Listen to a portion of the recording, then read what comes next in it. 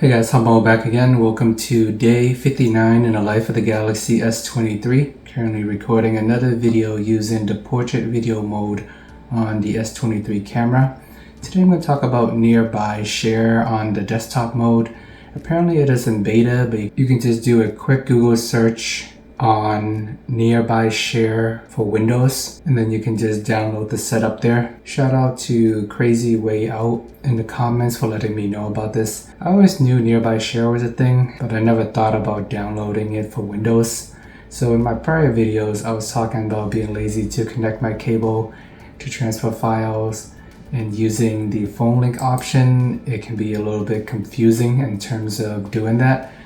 So nearby share is not an option to do that, so I decided to test it out. I downloaded the file, set it up on my computer. The phone, you didn't really need to do much. Just gotta enable the nearby share or go into your phone, find the file that you want to share and just send it over to the computer. And it did take a little bit of time to figure it out, but once you got it down, it's not too bad. I'm not sure I'm gonna be using it too much going forward. The reason for that is the file transfer speed is pretty slow, maybe because it's in beta, but at the same time I was only transferring a 20 megabyte file and it still took about maybe 2 to 5 minutes to transfer over. I wasn't expecting seconds or anything like that. A little bit faster would have been nice.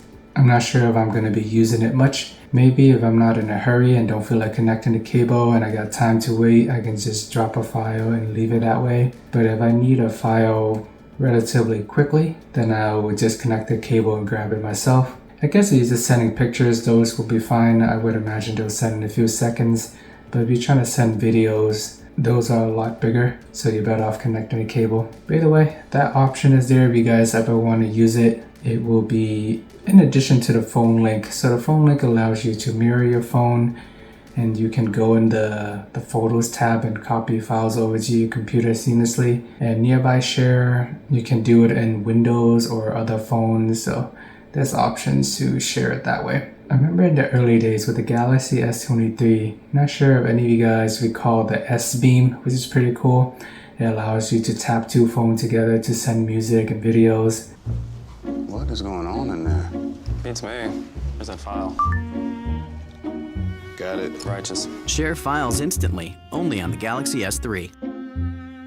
I always thought that was one of the neatest thing ever. I'm pretty sure the music industry and other people got involved, so they got rid of that feature pretty quickly. I wasn't sure how widely used it was either. It wasn't a widespread complaint once Samsung got rid of it. And between that and even the IR blaster, I always enjoyed using those in the past. But Samsung got rid of those as well. I guess these days everything is done online. You can control the TV using your phone app. But you know, features come, features go. They got rid of the micro SD card in the Galaxy S6 and then they brought it back. So there's always hope. So anyways, little rant aside, but let's jump into day 59 in life of the Galaxy S23. Woke up at 6 a.m. in the morning. Phone is at 100%, ready to start my day. Every single week I get this notification about my weekly report in terms of how often I use my phone. So apparently this week I am on my phone 38 minutes more than last week on the daily average. So it's pretty cool. You can just look at your weekly report stats. They tell you the apps that you use the most during this period. Apparently for me it is Google Maps, Snapchat, and Pokemon Go. So if you're ever curious about your usage, I get about 6 hours of daily screen on time. Of course that may not be an accurate depiction of the full battery life, since I do charge my phone periodically throughout the day, whether it is on a wireless charger, but sometimes the phone just died midway through the day and I need to charge it up again. So that is counting all that. In the afternoon, head over to Sweet Piglet to get some Vietnamese egg coffee. Super tasty if you guys ever want to check it out and if you are in the area. And then we decided to go next door to go grab some lunch at Vincent's Asian Bistro Bar. I guess in theory I can just leave my car at Sweet Piglet and just walk my way over. I don't know if it's gonna be towed or not. So I had to exit the parking lot and move my car over to the other side. In theory, I could just bang a left-hand turn and a double left-hand turn, but it's a super busy street, 2 cars in each direction. There's no way I'm taking that risk, so I end up just going in a big giant square, taking a right, another right. So it took 4 rights to eventually end up back in a spot that was 1 minute walk. But you know, dangerous world there. No need to take unnecessary risks. Anytime you make a left-hand turn, somebody go flying down at 100 miles per hour, hit your car for whatever reason, you're always gonna be at fault. So I try not to make left-hand turns if I don't have to, even if I have to make 4 right-hand turns, just to reduce the risk of everyday life. So I got to the restaurant, ordered some food. They were delicious as usual. Pretty reasonable prices by today's standard. You can get a meal from 11 to 14 bucks compared to most places in Boston where they're going 15 to 20 bucks. Inflation's real, but you do what you can. In the evening, we got some Starbucks refresher. And then I just sit back, relax, enjoyed my Warriors game, rooting them for game 7.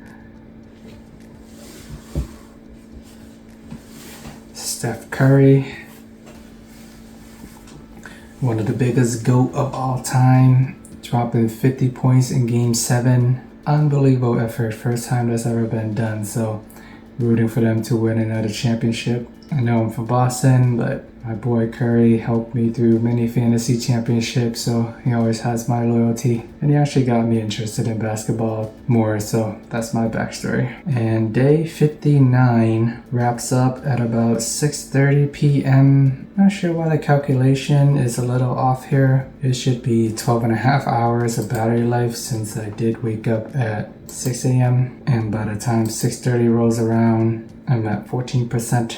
So 3.5 hours of screen on time is pretty accurate. I was driving around, not really using my phone as much, grabbing food, taking a few pictures here and there, but just another average day with the Galaxy S23. Let me know if there's anything else you guys want me to cover as we approach the end of this series. Patiently waiting for the Pixel 7a to come out, then I'm probably going to trade in my S23, do a final review, and we will go from there. Thanks for watching. As usual, please like and subscribe. Let me know what your thoughts are on Phone Link or even the nearby share in general. And if any of you guys do use that, but appreciate the time as always, and see you guys in the next video.